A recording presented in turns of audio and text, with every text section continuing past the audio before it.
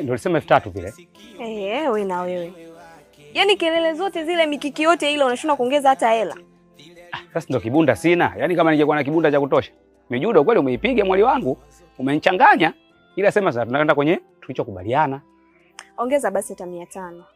500 wapi?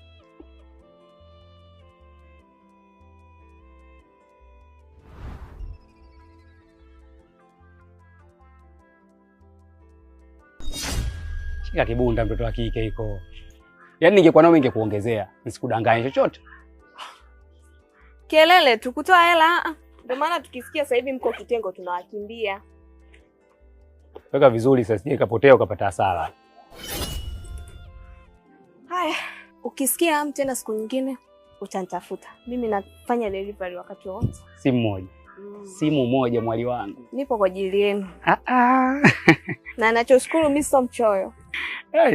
Enjoy. Sasa mkono unataka kunipa. Toa nyumbani hicho huyo.